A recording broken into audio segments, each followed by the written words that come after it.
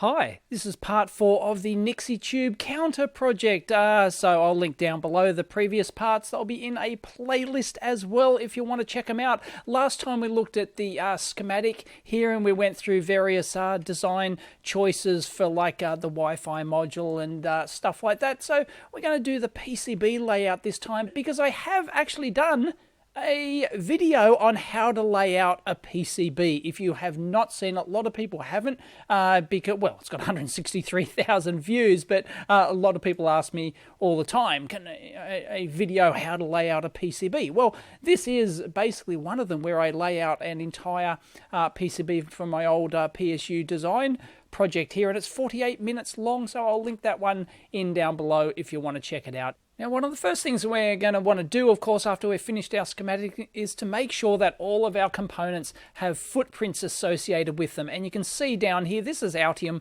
designer specific. Other packages are going to work differently. And basically, I think I've got everything. I think we even made, in the previous video, I even made a specific WeMOS header specifically for the custom Wi-Fi module I've got. So yeah, everything else looks hunky-dory except for, of course, and of course our resistors and stuff like that. We're all good, but our Nixie tube, we don't have a model in here. So we want to actually go in and create one for that. So I've actually gone in here and PCB library. So we've got a blank component here at the moment. Now we could actually, of course, there's two ways to do this. One is to just make your own components. Not hard to make your own components, but you know, hey, we've got the drawing here from the Russian datasheet. You don't need to read Russian to be able to do this. Here we go. Pin dimensions, 1 millimeter diameter. Of course, they're metric. And then it's got, look, it's got the dimensions there and there. So we could go in there and do that quite easily ourselves. But I thought, hey, it might be interesting to have a look to see if anyone else has actually already done this, because often, you know, you don't want to reinvent the wheel. So actually, 2 seconds on Google found me this Mighty Devices IN12 Nixie clock project, and I believe it's like open source because it has a GitHub repository down here which actually has the Altium files in it and the PCB document. So bingo, we can actually call that up. Here we go, Nixie socket.pcb, and Bob's your uncle. Look at that. We can even, there's the PCB. So that's really quite nice. We can just extract the socket from that, and that's it. Bob's your uncle. We don't have to do anything else. So what we can do is just the easiest way to do this is you can export all the components as a library or whatever, but we just want the one thing here. So we'll just highlight that, and we'll just copy that component there, and we'll go back into our library editor here, and we'll just paste there, and bingo, that's it.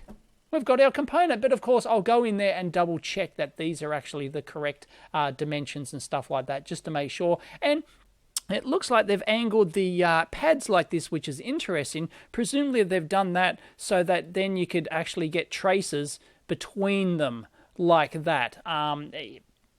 Yeah, okay, there might be advantages to that. There might not, depending on your circumstances. They've got the rounded square pads. You can use circular or whatever. But we're go in and check the pin pad size. Now, here's another thing. These are 2 millimeter hole size pads. Now, this is not what we want. So we're going to have to modify this. Obviously, it was designed to be used for a, you use a socket, I'm assuming.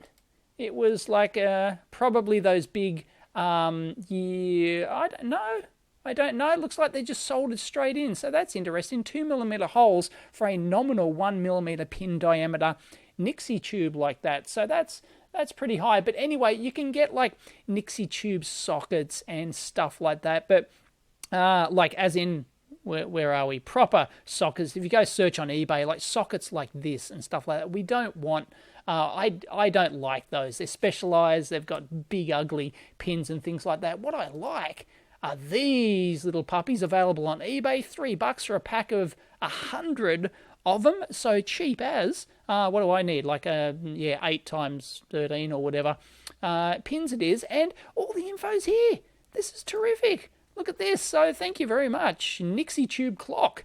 There you go, on eBay. So these are specifically, I love the diagrams they've got here. Look, there's 2 methods that you can use. This is fantastic. This is from nixieclock.org, who sells all Nixie tube stuff. Fantastic. Check them out. Anyway, there's 2 methods. I don't particularly like method number 1 here, with this just having the thin pin in there. That's okay if you don't want the pins sticking out the bottom as much, because these are quite long pins. The reason I don't like this is because the thinner it is like that, the more play it's going to have, the more wobble, like from side to side. Like alignment can be a problem when you actually stick these things on the board. Although one tip for soldering these things in, put them on your Nixie tube first, or put your header, if you've got a pin header or something, put your header on the pins, put that in to hold all the pins in place, and then solder it, because, it can, if you've got a header connector or something, it can melt the plastic and the pins can, the alignment of the pins can move, stuff like that. I like this second method here, which is much more solid, and it's lower profile height from here to here. So that's what I want. I don't want my Nixie tubes sticking, 10 foot off the board. So I think and you can always trim the pins at the bottom or whatever. So it doesn't, I'm not concerned about the pins sticking out the back. So I'm going to use method number 2 here, and it says method number 2, we need a 1.6 millimeter hole size. So beautiful. All the info's here. I don't have to go dick around and measure anything. Love it when a plan comes together. So what we'll do is we'll just highlight those. We'll select, once again, every pack. Sorry, it goes off screen. And we want to select same hole size. So there we go. We apply it like that, and we choose OK. And then we can go into our inspector, and we can modify all those pins that we've selected to 1.6 millimeters. And you see that the hole size just changed. Beautiful. And there it is, 1.6 millimeter. All done. All done and dusted, apart from verification check, of course. Always verify other people's footprints. So we can go in here with our distance measuring tool, and we can measure various distances here. No worries. And then from there to there. So 4 millimeters across, 8 millimeters total. And of course we can go back to our, so 11.5 from there to there. And so 8 millimeters from there to there. We can go back here. Sorry, it's a bit tricky. And we can go back here, and 8 millimeters from pin to pin, 11.5. It looks like. I'll just verify those ones as well, but I'm sure they're right. Beauty. Footprint done. So all we need to do now is go in there and add our footprint. Keeps popping up on the other main screen. Anyway, browse. Here we go. We can browse. Could have typed it in. And where is it? Nixie. There it is. Hello, Mr. Nixie. And of course we could put in a funky 3D model. We can get a step file associated with it and stuff like that if you really wanted to get fancy-pantsy. But there you go. And we do that for the rest of them. You can even select and change, or however you want to do that. And then we should have footprints associated with all our components. And of course, in the previous video, I went through and showed how you do electrical rule checking and ERC on these. And I think I did a separate ERC video on my second channel as well, where I went a bit more in depth in that, I think. Anyway, now we're time to slap our components on the PCB and start routing. Oh, wait, hang on. I can't resist myself. I just Google searched for IN12 Nixie step file. Step is a 3D CAD file format that Altium supports. And look at this sexy 3D model. Oh, who has done this? Alex. Oh, what a legend. Made in the USSR and still works. Yes, of course, they still works. Alex is a legend. Look at this beautiful 3D model. I cannot resist not putting this into my thing. So I'm going to download the... oh, God, stop scrolling. What? Just stop it. Stop it. Download files. 248 people have downloaded it. And, I've got to sign in. Oh, It's got to be worth it. It's got to be worth it. Okay, so I downloaded that, and we've got the step file, the IGES file, and the beautiful rendering. Just look at that. Oh, it's stunning. How much work did he put into this? This is ridiculous. Anyway, it's fantastic. I love when people do this sort of stuff. It's brilliant. If you've done stuff like this, please contribute. If you've gone to the effort, please contribute these back to the community, because it really helps. It really does. There's various online CAD, 3D CAD modeling stuff for PCBs and things, like various repositories for them. Anyway, we can go in here and we can place a 3D body. So we can go in here and we can get, you can do it manually and stuff like that. But we want to install a step file. Okay, so we want to load from file, and we want that to be embedded in the footprint as well. Nothing worse than having it as a separate file and linked to the separate file, and then you lose it. You come back, you install it a year later, and try and load your board up a year later, and your step model's gone. You want to embed it, even though this file is like, 3 meg, right? Like all these things add up if you add them to everything, but it's worth embedding them directly in there like that. So we can just embed our step file in there. It's going to take a while.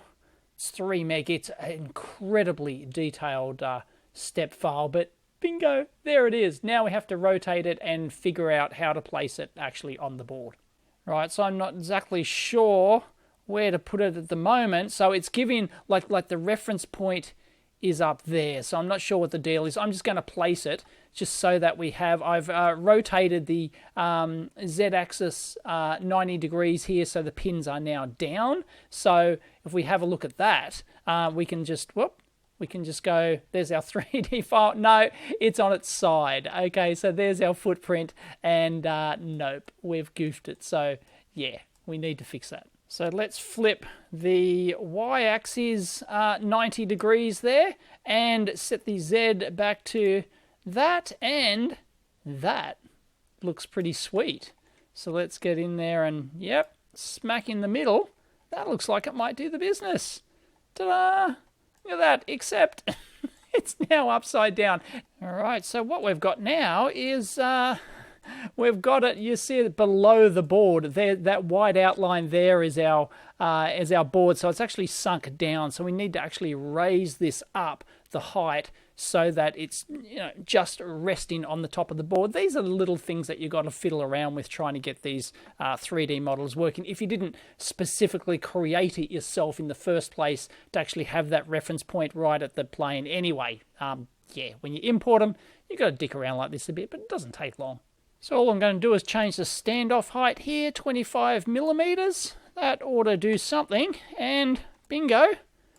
There, oh, there it is. Ta-da! You can see that it's now slightly off the board, and of course we're not modeling the pins here. We'd have to model those, either integrate that into the component or model it separately, for example. But, look, that's going to be close enough. I'm happy with that, so I'm going to leave that. Bingo, our component's done. Okay, last thing we have to do is we don't just want a solid grey blob like that. That's ridiculous. So let's go back in there, and we don't want to override colour. We want our, look, and there we go. We want it somewhat opaque. Let's set it down to there and see what we get.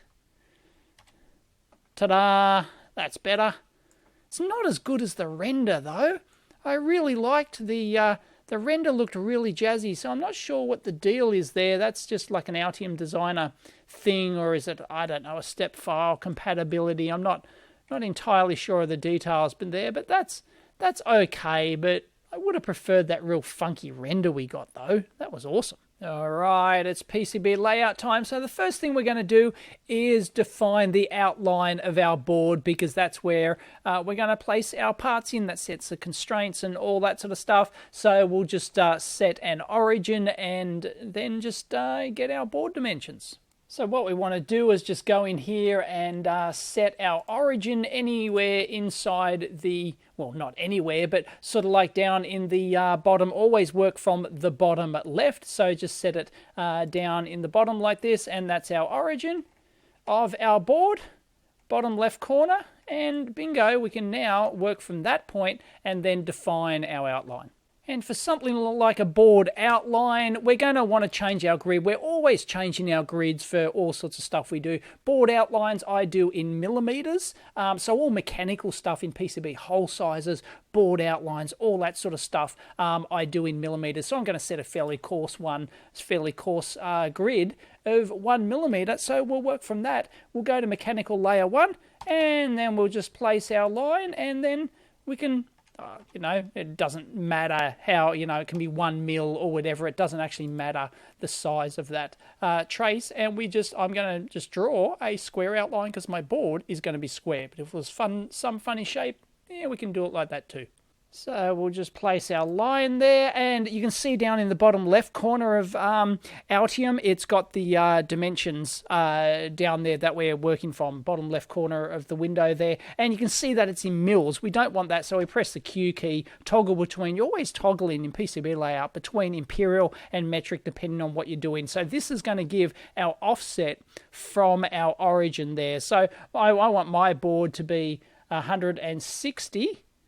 160. Oh, hang on. I've already defined something on here. 160 by around about 60, I think it is. So there we go. So what we want to do is just select our board outline like that. It's easier to do this at first, or you can just turn the single mechanical layer on or whatever. So this is why you always do it first. Design, board shape, define from selected objects, and bingo.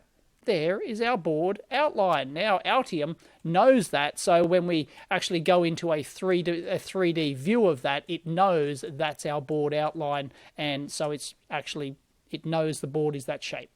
And now what we want to do is go in and dump all our components onto the board, because if we've done all our hard work over on the schematic and we've put our footprints for every single component like that and everything else, all our nets, we've done our electrical rules checking, everything's fine, then in theory you should only have to do this step once. So we'll go, but PCB design is always an iterative process. You're always making changes and doing stuff, and sometimes there's value in starting your PCB layout before you've finished your schematic and stuff like that. We won't get into details. Anyway, we want to update PCB document, Nixie tube, so it's going to go in there and add all of these components, which it's already checked. So what it's doing is going to check the board to see what's there, and it's going to go, right, well, I don't have anything on that board. It's a blank board. So I've got to not only add all these components, there's the Nixie tube 1 and all that sort of stuff, all the resistors, everything else, all the chips, and then it's going to go in and add all the nets as well, which is, of course, how you do the routing. We won't worry about rooms and component classes and stuff like that anyway. We can actually disable the room and the component class. That's fancy stuff I won't get into. And we can we can validate the changes, whoop-de-doo, and then we can just execute them. It'll go through, bingo, it's now close, and it's added. It hasn't added them to the board, but it's added them off to the side. This is how Altium does it. And here we go. We can now drag. Here we go. Let's just drag these over, just for kicks, just for starters. Oh, now our board's not long enough. We have to make it longer. Silly me, 160 millimeters ain't going to cut it. That's embarrassing. I won't tell you my application yet, but it may not fit 8. Or it's going to be a squeeze. Anyway, if we drag them on here, and then we go into 3D view, there we go. There's our board. We already start to see our board. You can see how much the pins stick out the bottom of the board there. So what I'm going to do is go in here and just drag that out to 185, I think I can do. 185, yep, that's better. So now, once again, I can go back in mechanical layer number 1. I can just go single layer, and then we can select all on layer like that, and we can just change our board shape yet again. And now it fits. So all of our Nixies now fit very nicely on our board. Look at that. Beautiful. We're on our way. And then we've got room down the bottom for the chips and the Wi-Fi module. Check that out. That's a bit big. So I may have to but that's okay. I'm not set in stone for the vertical dimension size of my board. But, oh yeah, look at that. Oh, it just kind of sort of fits. Beauty. So we just want to get those couple of components out of there as well. There we go. Get those out. And as I've explained in other videos, now how I would do the layout is I'd start grouping components into functional blocks and things like that, routing them outside of the board typically, and then dragging them in like that. Oh, I dragged my outline. Whoa. Oh. Now I forgot to mention here, like when you're doing this board outline here, the reason I did it on mechanical layer 1 is that's what the mechanical layers are for. You have all these different layers for all different things, and if you can do, and traditionally you did way back in the day, really old packages like 20-30 years ago, you would actually put the outline of your board on the copper layer. But, no, that's not the right way to do it, because then you'll end up with like a slither of copper around the board, or they might have to remove it manually at the PCB manufacturer or whatever. They put it in mechanical layer 1 like that, so then you can put engineering notes on this layer as well. So mechanical layer 1 might become your not only your board outline, but also any engineering notes saying, oh, I want the edges, gold plated, or whatever it is. You can do a whole bunch of, or you'd use I want FR4 1.6 millimeter, blah blah blah blah blah, and you could have all your information that you wanted on that mechanical layer. And the PCB manufacturers know when they load in these layers, oh, it's obvious, this is a board outline. You don't even have to tell them this is a board outline. They just know it's a board outline. They load the Gerbers into their CAD software, and it's obvious what that layer is the board outline you want defined. And as I've done in previous videos, you can put all routing information on this as well if you've got V scoring and routing information. I've done that design for manufacturing tutorial where I showed that. Pretty sure, not sure if I showed it in CAD though. Actually, I can show you that here, an example of for my microcurrent, if I haven't shown this before. If we have a look at, this is a panelized board, but if you have a look, this is mechanical layer 1. I'll just turn that on there, and you can see that I've put that I want V-grooving along the bottom of the boards, the bottom and the top. You see, I've specified that I want the top edge and the bottom edge V-grooved, but the sides of the board, this is a fairly unique one, that I want the sides of the board routed like that. So that's just, those sort of notes you can put on the mechanical layer, and they will know, the manufacturer will know to follow this. You don't even have to try and explain to them, but they'll just do it. So what I've done is I've moved all these to be like a 1 millimeter gap between them, because you don't want to push them right, you don't want to push your luck like that. So really, I'm going to have that, yep, there we go. 1 millimeter gap between them, and so, like often the outline, the silkscreen outline, is not going to match your board. It does in this particular case, because you can physically see, well, we can go in and physically see the 3D model, assuming the 3D model is accurate. I believe it is. So there you go. So it does actually match the silkscreen outline, but yeah, you can come a gutser there. Just be careful. But of course, one of the very next things, in fact, before I even placed these, I should have went around and placed other mechanical details like mounting holes, mounting pads, and stuff like that. Like I said before, this is not a critical board. I'm very flexible. It's a one-off. It's not going into a production case. You'll see the application at the end, but you might put, say, a 3.1 millimeter hole or something like that. We just need a hole. We don't actually need a pad. I might put a hole in there for some spacers or something like that. Perhaps. Not too fussy on the mechanicals here, but why not?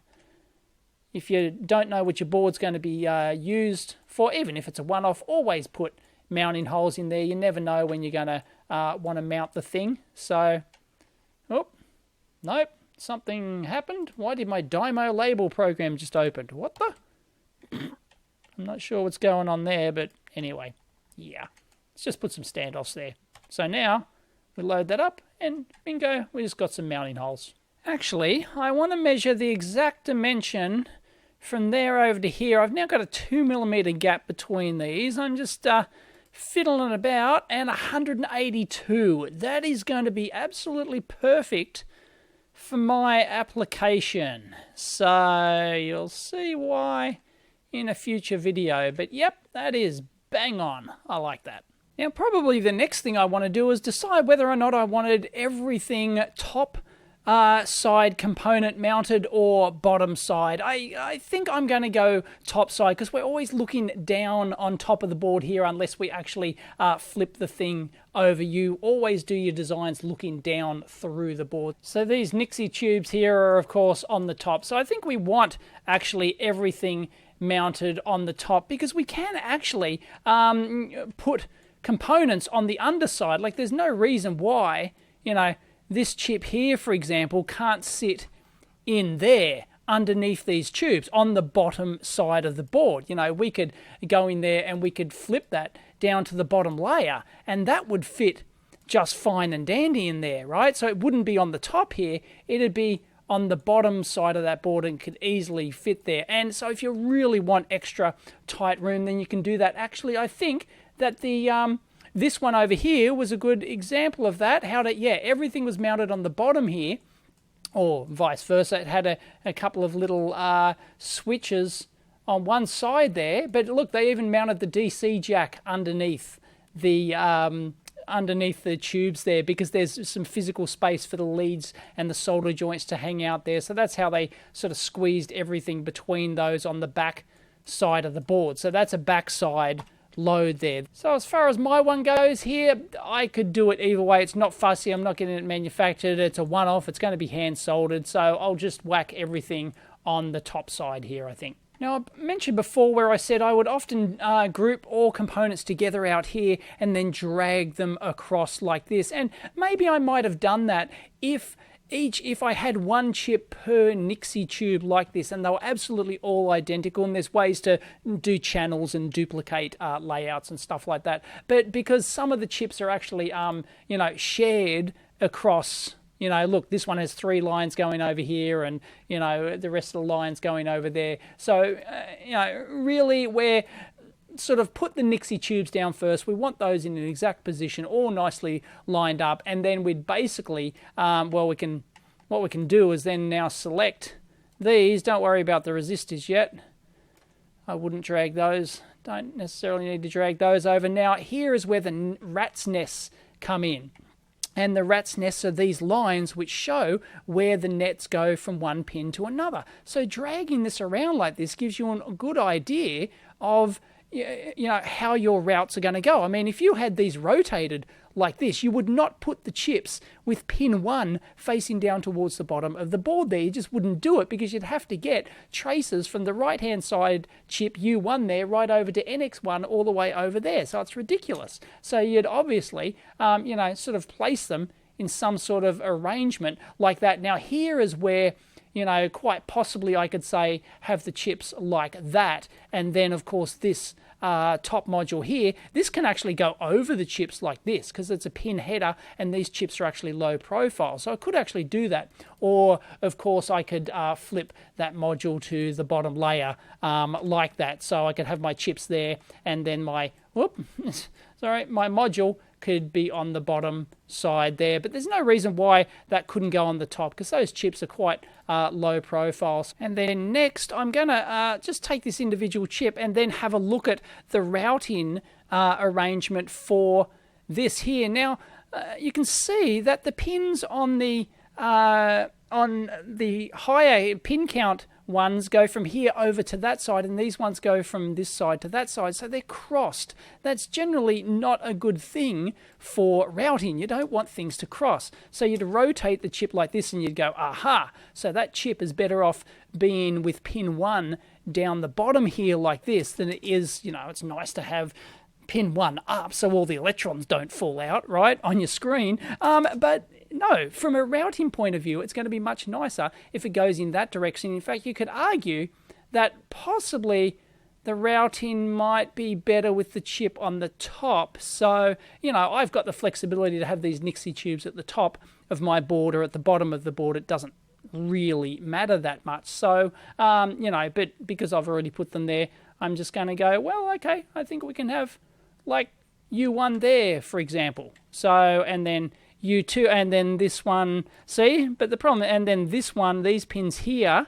for example, cross over to these ones here. So these tracks that have to route around the back side of the chip, or of course they could drop down in through some vias and just go on the bottom side of the board, no problem. But anyway, I think that's probably a good way to have that. No, but look at U3. See, U3, here we go, right? U3 has a whole bunch going over to this side, and U2 has a whole bunch going over to that side, so they're crossed. You can see why rat's nests are so vital to doing your pre-layout placing. I've said it before and I'll say it again, probably 90% of PCB layout work is placement, getting these parts right. You can't just throw them down and then route it. That's a horrible way to do it. So yeah, just, like on a complex board, I might spend days doing this, right? If a board's going to take a week to route, I'll spend many days just figuring out the best location for the parts and the routing before I even start routing the thing. So, here we can do it in 10 minutes, right? But, on complex boards, it really, really matters. That can make or break your layout, because you don't want to get through 80% of your board layout and then find, I've got to get a trace from over here to over here, but all my layers are maxed out and I've got to use ground, I've got to have X amount of grounds and power, they're all in there and I can't get it over. And you might have to go from a 4-layer to a 6-layer board or something like that. Like you can screw yourself just because you didn't put enough thought into where the traces are going to go and into optimum component placing. And also looking at this, you could probably argue that, you could maybe have a chip like, one on top. You could maybe alternate chips either side of the Nixies or something like that, depending on the type of physical board constraints you had and stuff like that. But yeah, anyway, I'll just figure out some sort of arrangement here and we'll work with it. It's not that critical. We'll get it done. There's, it's a double-sided board. We don't need complex power systems and grounds and all that sort of stuff. So it's going to work with pretty much whatever we throw down. And this is where you can go in and say, highlight individual nets and stuff like that. And you can see which pins are, physically connected. So we can go in here and we've got that common bus, as you saw on the schematic here, this common bus going between the two. That's why, you probably would want to keep them all facing the same direction. If you alternated the direction of the chips or something like that, then wiring that bus across, it wouldn't be as easy as it would if you had them all facing the same direction. And then here's another thing, right? If we flip all our chips around, because we said this one's probably better off with pin 1 down the bottom, if you flip them all around like this, you can start to see the problem, right? We've got this bus going all the way along here. So if you wanted to route the majority of your traces on the top, and why wouldn't you, right? You start out by trying to get as much on one layer as you can. Then if you do them on the top here, you've got to drop a lot of vias down there because you've got to route these pins out over to here. So to get these ones, you just have to drop them all on and have the bus along the bottom. But hey, that's, that's okay. There's nothing wrong with that. But if you had them around like this, then you could have the bus going along the bottom, but you'd probably have to route it along the bottom anyway, depending on. But this one here is actually a combination of both a parallel multi-drop bus like this, the clock and the data, the two clocks, but the data is actually daisy chain like that. So you'd have a combination of, you'd have at least two traces running all the way along all the chips like that. But yeah, I mean, if it's more, but it's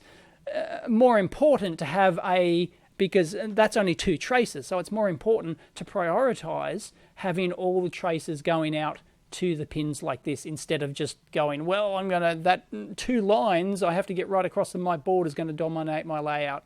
No, we can fix that later. It's more important, this has 12 lines or whatever going over to each Nixie. But here's just an unusual quirk in this layout, actually, just the way that the pins and they share between the Nixies and stuff like that. If we have them all with pin 1 at the bottom here, this one is crossed like that. This one would be crossed like that, but the others wouldn't be crossed. So like every third one or something is crossed. So that, it's almost as if it's better to alternate like that in terms of that sort of layout. But look at these. Oh, you'd have to bring them up the center and around and stuff like that. Anyway, yeah, this is not going to be a real optimal single-sided layout. We're going to have quite a lot of V across onto the bottom layer here. But as I said, that's not a real major issue here. It's just kind of like annoying and inelegant. Don't like it. And it's at this point, just out of curiosity, really, I could have made any of these work. It's not a problem. But, hey, I'd go, well, what happens if I put them horizontal and then maybe, just resign myself to the fact that traces on this side will go under vias, drop over, and then go to the bottom side? That can often be a rather neat solution. So, yeah, I don't know. It's a hard choice. I kind of like the look of them, all in a row like that, especially if you keep them all pin 1 in the correct, yeah, that's a bit messy, in the correct orientation. But, yeah, you can fuss around like this for hours if you're obsessive compulsive, go for your life. And once again, it's at this point that I'd go, well, because these are raised on those sockets, we've got a large amount of space on the top, on the physical top side of that. Hello, there we go. On the physical top side of that board, these, because we're not soldering right down, we've got 10 millimeters gap or something under there. We can easily put the chips, so we could easily go, well, if we wanted a really dense board, we could really take those right up under the chips, under the tubes like that, and then just, to maximize, to make this board as thin as possible. If that was a requirement, we could certainly do that. And, can I squeeze that? I could even if you were really being a smart ass, you could even squeeze that practically between the Nixie tubes like that. Wow, that's being cheeky. And of course, it's at this point that I'd bring in these pesky little dropper resistors that we've got here and sort of massage them into place as well. And once again, they can easily go under the tubes here, anywhere you want. And it's at this point I notice a screw up. Look at U14 here. Nothing's connected except VCC and ground and VCC on pin 1. Jump over to the schematic here and it's supposed to be U12. Oops. There it is. That one's labelled U14. That should be U12, and that should be part F. So there we go. We'll just choose that as part 6 there. Bingo, U12F. So we'll just push that ERC, engineering change, ECO, sorry. Engineering change order, ECO, we'll push that through. Here we go. So it's gone remove, add. And so it's remove things. It figures out we need to add that, blah, blah, blah, blah, blah. We don't want that room or class crap. And we can execute changes. Boom. And now we're happy as Larry. And by all means, if this was a critical board, that I had to make it as small as possible and, was going into production and I had in sort of an infinite amount of time to, work on this, you might actually go, okay, well, let's, you can't always tell by the rat's nest. So I might just start, snaking out a few traces here, going around and see, how it works. And it'd be, it's not uncommon to start doing some layout work like that and find, oh, no, I don't really like the way this is headed. It's going to, especially on like really complex boards, you sort of get a sixth sense for whether or not you're going to be backing yourself into a corner, sort of, 1,000 tracks down the road kind of thing. It's like playing chess and, you've really got to play, 100 moves ahead, 100, components ahead or something like that and see where everything's going. So, it's not uncommon to just spend some time just maybe doing some routing and things like that, see if it's going to work. And then if it doesn't, rip it up, and try all the chips vertically, for example. But like I said, I normally wouldn't fuss over, a board, like just a one-off board like this. But I just wanted to sort of, use this as an example and just comment on some, that's typically what you might have to do in industry when you're laying out a complex board. Or heck, some people like me just, PCB layout is an end unto itself, right? It's just like art. You just love doing it. So you might, go, oh, that's not optimized. No, I'm going to rip up half the board and going to re-optimize that because I have one daggy track left over going right across the damn thing. And I had too many vias or single-sided board. I had too many jumper links or whatever. Oh, no. Now, one of the first things you want to do before you start routing the board is to set up your design rules. So we'll go into design rules here and we'll whack it over here, and you can usually you can set up all these, and there's a million things, but you basically want to set up your track widths and your spacing and stuff like that. Now of course we have a really advanced kind of table here. We can set up various combinations of track to track, track to pad, track to via, and all that sort of jazz, but really like generally a package will only have like just one. You want clearance 10 thou. For example, I work in thous or mils, so imperial inches. You'll get this from your PCB manufacturer. They'll say, okay, our general board we can manufacture to 8/8 rules. That means 8 thou minimum trace, or 8 mil. Not millimeters, mil. There's a difference between mil and millimeters. One's metric, one's imperial. Mil is the same as a thou. So 8 thou, I kind of intermix the terms. I should stick to thou. So thousandths of an inch. So 8 thou track width and 8 thou spacing as well. So that generally sets the minimum that they can manufacture.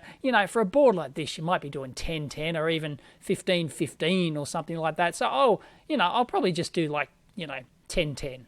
So by default, we're already set up for track width here. Here we go, routing width in here, and we can switch Control Q switches between your imperial and metric. We're already set to 10 mil there, and our clearance over here, we're already set to 10 thou clearance. So we're all ready to go. That'll do. It's a decent ballpark. Then you don't have to worry about your manufacturer, over-etching the thing and your traces are broken and stuff like that, or you get little bridges between them. 10 thou. Gee, you could do that at home. Stevie Wonder could do that home with both hands tied behind his back. And then you'd go in and set up your interactive routing rules in Tools Preferences down here. Once again, this is Altium Designer specific, and you can choose to ignore obstacles, push obstacles, walk around obstacles, hug and push obstacles as a default thing. So if we now go in there and we place a track, for example, let's go this one here, right? It'll automatically go around other nets. So it'll highlight the two nets that we're going to. We're going from here to here, and it won't let me go over any of those other objects. But if we go in there and then change that to, ignore obstacles, for example, then it will let us pretty much do anything we want, and it won't pick it up. Of course, we can do online DRC, for example. So if I was dumb enough to place a trace that went through 2 pads and 2 holes like that, you wouldn't find that error until you went to do a DRC, a design rule check. But of course, you can do DRCs live like that. You can go online DRC, and then when you're actually placing those traces, it would actually highlight, come up and tell you that you're being a bit of a dummy. Look at that. Don't do that. That's violating your design rules. You're going to short things out. So, yeah, once again, these are all tool-specific rules and things like that. But generally, I don't like online DRC like this because on really complex boards, traditionally Altium, that's slowed it right down, so often on really complex boards I might turn off in online DRC, but I've pretty much always got some form of interactive auto routing set on there. So where is it? Interactive routing. I almost always got hug and push objects or something like that. And there's another thing you might do before you start routing as well. Critical components. In fact, you could say, all components, but especially ones that are manufacturing critical like this. If you're laying out and you accidentally and you're not paying attention, I just moved it. Did you notice that? Yeah, we've still got the online DRC, but you may not notice that you've accidentally moved a component, right? So what you do is you go in there and then you lock that component. You can do this, globally or selected components. So now I cannot move that component or can't accidentally goof it up. And trust me, when you're laying out a board, Murphy's going to get you, and you will move the most critical component ever so slightly that screws you up when you go to get your board manufactured. Guaranteed. And for those wondering about auto routing, no, I wouldn't auto route this board. No, I've never auto routed a complete board. No. Let's just not go there. Okay, but hey, you can use the selective auto routing tools just to see where things are going, right? So we could go in here, auto route, and we could actually go in there and route individual nets. Okay, so we could go in there and do that. Okay, and that would sort of help us very quickly visualize the flow of, some of these traces. Oh,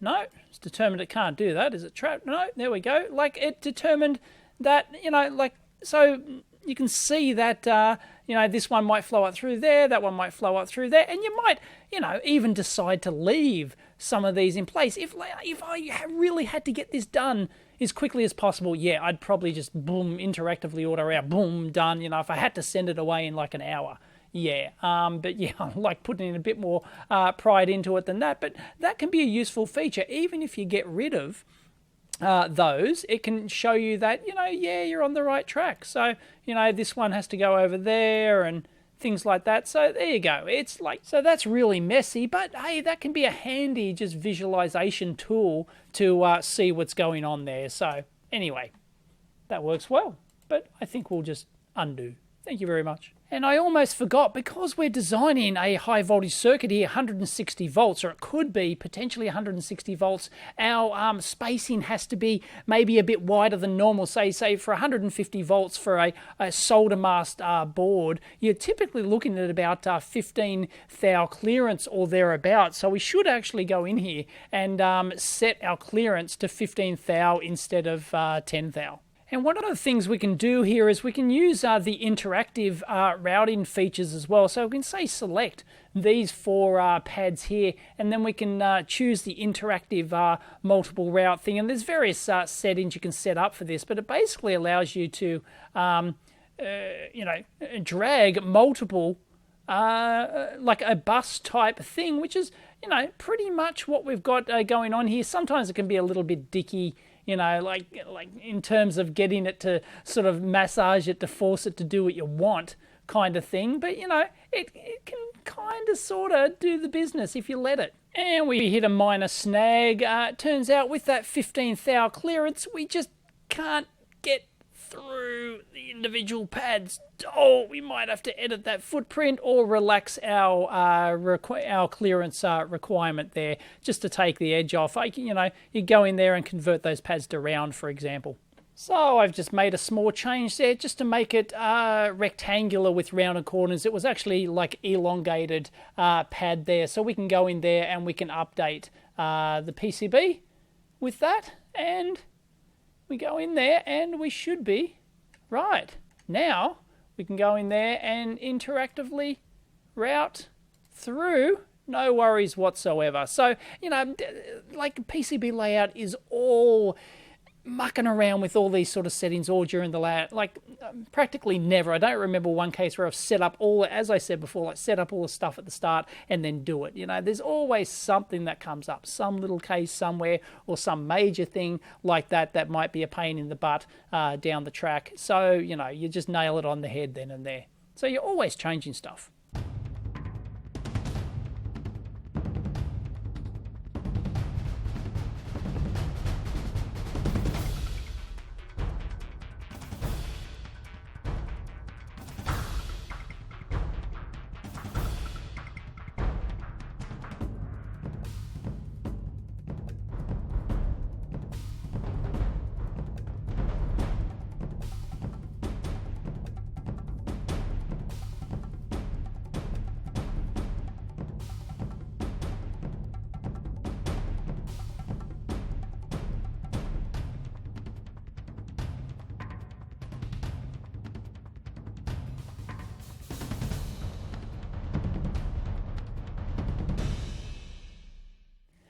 the other thing I forgot to mention as well is that, all this, a lot of the routing issues that we've got here can actually be solved by pin swapping here, because there's no reason that this output, OP0 pin 4 has to be connected to that. This is all software definable. So we could, get in there and do pin swaps, and this would be quite common on FPGAs and other stuff like that, and you can do, and Altium has pin swap tools that allow you to pin swap and stuff like that. But on a design as simple as this, generally just wouldn't bother. You just route the thing and get it over and done with. But if you, really wanted an elegant board, you wanted to be really proud of it, you might pin swap that to minimize your number of vias on your board.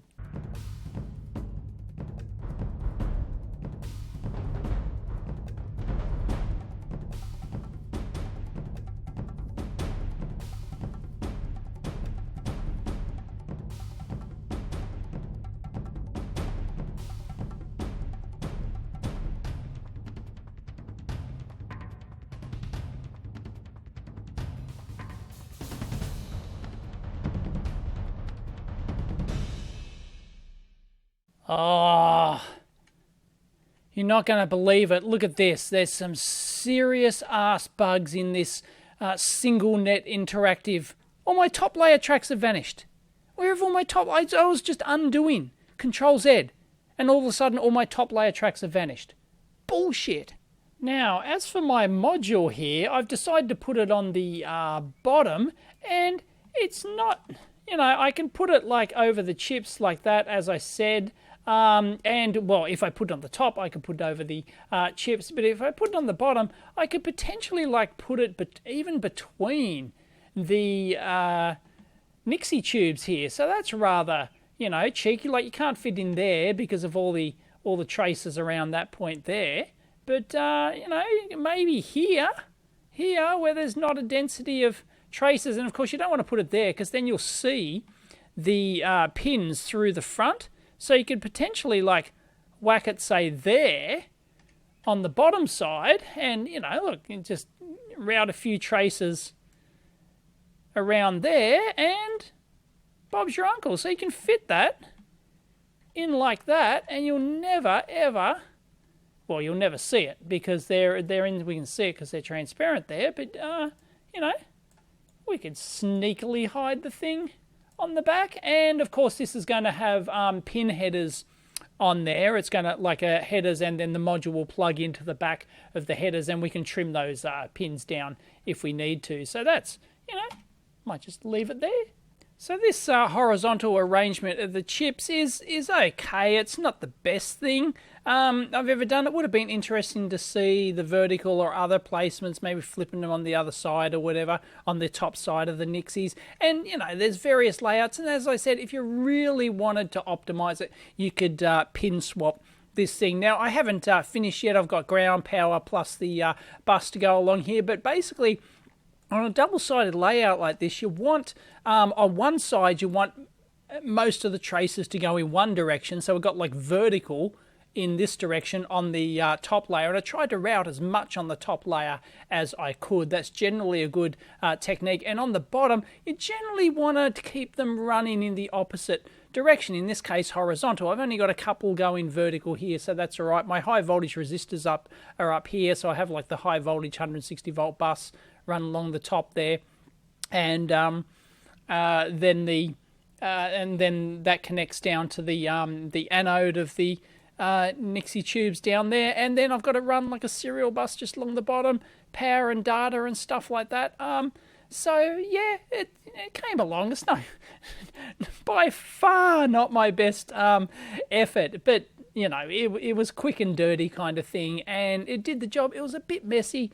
As I said, if I was taking this into production, I'd spend more time, more care, and of course I need to tidy up a few things here. That that bus interactive routing or multi-trace interactive routing, it's not the best algorithm. It works, it saves you a bit of time, but it can require some tidy up at the end of it. But, that's going to do the job. Ah, yes, Altium. That brings back memories. Please wait, please wait, please wait, please wait, please wait. And another access violation. Or maybe now I'm thinking that if I whack it in there, look at that, I've only got to route those 4 traces between those unused pads there. So I'm thinking, but because we won't have the clearance to do it here because of the size pads I've used, I can go in there and modify the footprint of this to use like pads, vertical, slimmer pads like that, that allow the traces to go through with that 15th thou clearance. And it's at this point you start going through and thinking, well, you know, I've got to tidy up a few things, free up a bit of routing space. If you have a look here, if we go to the bottom layer, I've got to get like a bus right across here like this, and I actually just tidied one up. I didn't catch it. I actually had 3 of these bottom traces here going out from these pins to drive the Nixie here, and I found that I could actually eliminate one of those by snaking it around here and up here, and it just didn't seem obvious back at the time or whatever. So then, or I may have dropped down, they may have used the interactive routing, I can't remember. Anyway, I can probably, like if you need this space through here, for example, you can also, you see how I've got room on the top, I could still bring another trace, or both of these traces through here and actually get them at least up to this point here, where then I can drop the vias down here and bring them around like that. So it just gets these out of the way like this, go in there and redo that. Oh, come on. Bloody interactive. I've had a few issues with this interactive router. It's been a bit of a bugger, but see, like I could drop it down as a via down here because it's just got to go over there, so I might actually do that. There we go, it's pushed them aside. So I could, you know, take that through there, up through there like that. No worries. And so I've freed up that space there. It's freed up, well, I will if I get rid of, I've gotten rid of the other one, so I've freed up more space here and might probably get rid of this one too. I might be able to bring this one up here on the top side. You can see I might be able to, running out of space to squeeze that through there with the tolerances I've got. But anyway, like I could at least bring it up to here and then maybe drop the via down on that side there maybe. Anyway, just thought I'd show you that. Just, you know, go through. This is a common pass that you'll go through just to, you know, tidy things up, free up a bit more routing space, especially if you're halfway through a layout or something, and you're just always reevaluating the best way to route your traces. I mean, this is an incredibly simplistic example, but hopefully it gives you an idea of, you know, what it'd be like on a more complex board. And likewise, I can see that there's room for at least another trace going through here. So this one here, for example, I could, you know, there's no reason why that needs to be, there's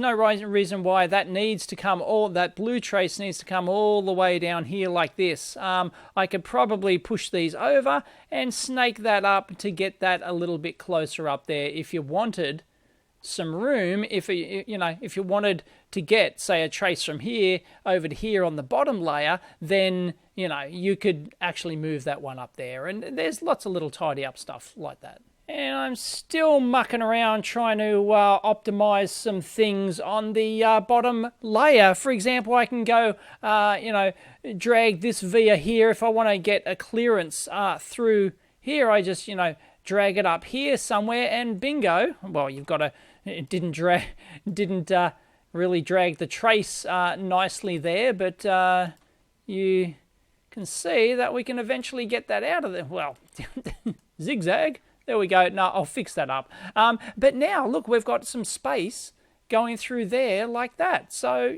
that might help us out later when we're trying to wire this bus across here. And here's another one that pops out. You can see on the top layer here, I can fit another trace through there. So there's no reason why this one can't come up here like this. And this trace just goes straight across, jumps straight across like that. So, yeah, a few little things you can do. And I got to a point where I've freed up basically complete routing path through here for the bottom side blue traces there to connect all 10 of those chips together, those clocks. So beautiful. Just by, add, like this used to go all the way, for example, like this blue trace went all the way up here, just dropped a via down to the other side. This one, I actually broke this one. It used to go all the way through like that on the bottom layer, but you just drop a via down there, take it to the top side for a little bit, and bingo, you can now get a free clear routing space right through there. So that's very common to have to go through and,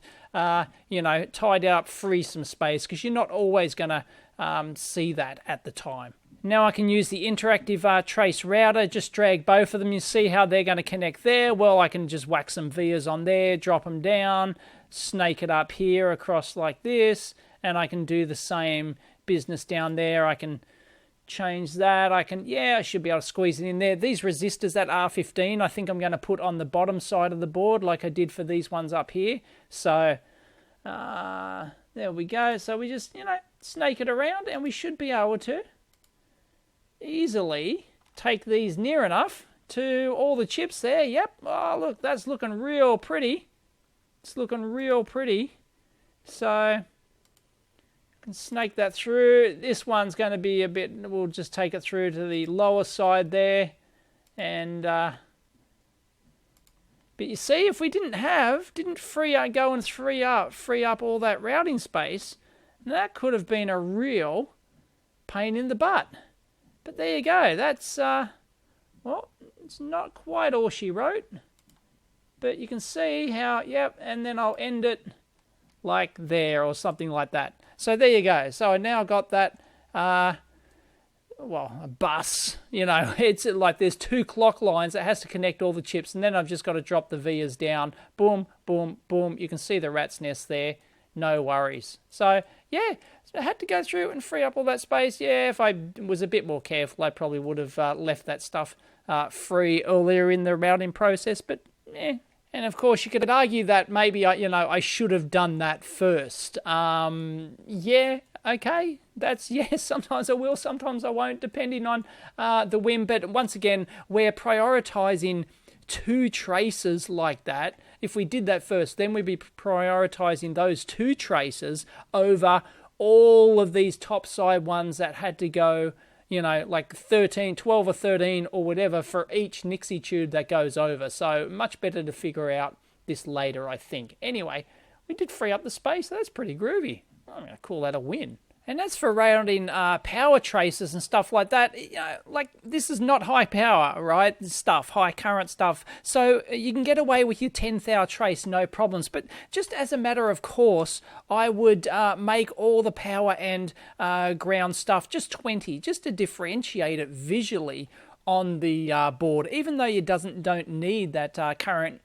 carrying capability. When you might be modding the board later, you might be doing something else, and it's just a nice touch to go, hey, look, that's a thicker trace, that's got to be the power pin of that chip. Like for this chip, for example, pin 2, right? Very unusual power pin. But if you have a thicker trace on there, then somebody who comes in and debugs it later, repairs it later or troubleshoots it later, they can see that thicker trace and go, must be power. And it's at this point where you finally start laying stuff out. You might actually add a few bypass caps and things like that. I mean, not critical on this design. It's all low frequency stuff. But just as a matter of course, I mean, we've got our bypass cap on the output of our regulator here. Still haven't quite finished the layout, but we've got some long traces going over here. You probably want another bypass cap on your Wi-Fi module here, so we'll whack one in there. And I just added a couple extra to my schematic here and pushed them over. I originally only had the one, and you could argue, I don't know, you might put one at the end of the chain over here, but not really critical. I just wanted to add an extra couple in there. She'll be right. Alright, by the end of the layout like this, you should be getting to the point where pretty much the only thing left unrouted usually is the ground, because then you'll usually flood fill this in with ground plane. That's the easiest way to do it. In this case, I wouldn't take the ground plane like all over the board, because like we've got our high voltage Nixie stuff up here, there's just no need to. So just this bottom half here under the Nixies, I'll flood fill all of that with ground plane, with the 15th thou clearance we've had before. And if there's any breaks or isolated things, then you put in some extra vias and jumpers over to connect the ground planes. But yeah, there shouldn't be too much left to route there. So what we'll do at this stage is just run a DRC, a design rule check, and let me bring this over, and we can go in here and change all the different parameters which we want to run in batch mode and all that sort of jazz. But we'll just run what we've got and see what we get. And sure enough, here it is. We've got a clearance constraint that we need to look at. A VCC is missing. Oops, I missed one VCC, so I need to fix that between U8 pad 2, and all the others are ground. We're not worried about ground. Minimum solder mask sliver, stuff like that. We're not concerned about silk to silk clearance, all that sort of crap. You know, on a proper professional board, you'd worry about this sort of stuff. On a one-off one, especially at this stage, you're not going to worry about those. So you can actually go in there and change those. You could go in and design rule check, and they come under manufacturing, like silk to silk, get rid of it. Minimum solder mask sliver, get rid of it. Okay, I think that they were the ones causing the problems for us. And run that again, and you'll find that we don't get those anymore. And we've got our little net antenna there, which is just a little track going off nowhere. That might have been the differential routing, the interactive routing thing playing up. And if you go in here, you can see where it's complaining that there's no connection between the grounds here. We don't have to worry about those. And this is the net antenna thing going on here. So I'm not sure what's wrong with that. Is it Altium Designer playing silly buggers? I'm not sure. Anyway, yeah, nothing really to. Oh, we've got a clearance constraint there. Something happened. Oh no. So now that we've got our DRC down to basically just missing grounds, we want to do our polygon pour. So we want to place our polygon pour. We want that to be a ground net there. Pour over same net polygons. Pour over same net objects as well, which will pour over the vias. And we want it on the bottom layer. Like the remove dead copper. Yep. So let's go here. I like to change my grid back to 1 millimeter if I wasn't already there. I'll peel it back from the edge, and we'll do it just from, say, there, and there. That should do it. And ta-da! There's our ground polygon. It looks like, oh no, it hasn't poured over the ground. I need to over the vias. It's done the thermal relief on the vias there. Anyway, we can fix that. Not that it matters. It's still going to work. And it looks like there is no isolated grounds in there, I don't think. But what we can do is run our DRC again. And here we go. We'll give that a whirl. And bingo. All we've got is the one clearance constraint and VCC and 3 missing grounds. I still haven't fixed that VCC. Damn it. And 3 floating grounds somewhere. Maybe I forgot pads. I didn't put drop-down vias from the pads. Almost certainly. We can go in there, and of course we can cross-probe. There we go. U6 number 9. It'll take us directly to U6 9 there. Oh, or it would if we had it on the... if we had our top layer on. U6 9. Yep. Look, I've got to put the track in. Then one of my final steps would be just to go around and do all the silk screens. And of course you could, this is, if you turn on single layer, it's of no use. And you don't want to be dicking around with that. So what I'd do is go in here and I'd turn off other layers, and I'd only have the top overlay and the top copper on. So then when we go in there, we can just, it's just much neater like that, So you might put it there, oh, it's over a via, I don't want that because I don't have tented vias or whatever. And you just muck around with your designators like that, make sure they're in the same direction. Nothing fancy. I'm not doing anything, like it's a one-off board. I just don't care, so it's going to be good enough. And I actually don't like the look of these resistors in here. I think I may have mentioned it before. I'm going to have a cutout where this goes in, and technically you'd be able to see down through there. So I don't really want to be able to see those components. So I'll just try and rearrange. There's a couple there. I've already rearranged a couple here just so that they're flat below that sight line of the Nixie tubes there. So, and also, you know, if you're worried about these vias in here and you're going to see them through a window, you would change those to tinted, you know. So like you could go in there and go, well, okay, I don't like that one because I'm going to see it, right? Because it's right between there. So you could go in there and you could actually force complete tint in on top if you only want it on the bottom, top, and Bob's your uncle. It's, where is it? Hang on. It's between NX3 and NX4. NX3 and... it's way off. There we go. It's gone now. It's somewhere in there.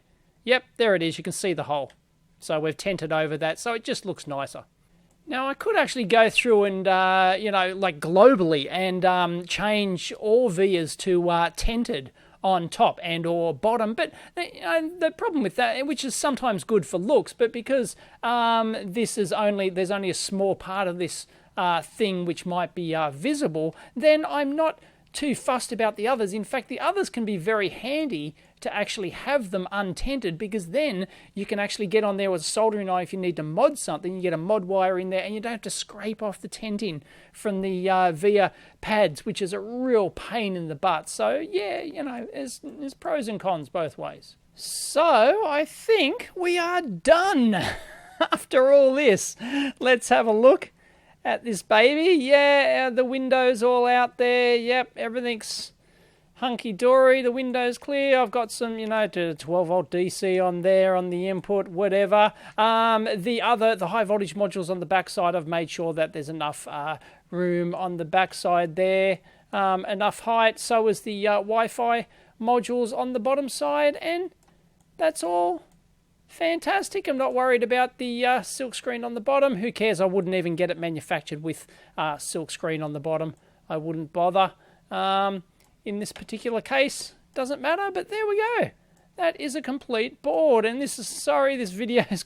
I intended for it to be short, but, you know, I always think of stuff to say and turn it into a bit of a how-to lay out a PCB. That is just like a one-off PCB, like sort of, you know, a quick and dirty kind of thing. Nothing fancy-pantsy. As I said, by no stretch is this, you know, I'm super proud of this board or anything. It's just gonna do the job, you know. That's it. That's all I need it to do as a one-off board. So more than good enough. I won't take you through the aspects of generating the Gerbers and things. That'll be the next step. Maybe a few. I've got to do a few extra silk screen things I want to do on the top. But that's about all she wrote. So I hope you enjoyed that. If you did, please give it a big thumbs up, because that always helps a lot. And if you want to discuss it, links down below if you're still watching after an hour and 15 minutes or something, or whatever it is. This job probably took, you know, 4 or 5 hours or something. It takes longer when I'm commentating and doing stuff like this. If I was really focused, you know, I would have done it a fair bit quicker. But yeah, you know, there you go. That's laying out. It's a little bit tricky. There are a few tricky things in there with the layout of the... you know, the routing of the chips and all that sort of stuff, but I like that horizontal arrangement. It really looks, it just looks quite nice, I think. Anyway, that's an okay job. It'll get the job done. I hope you liked it. Catch you next time.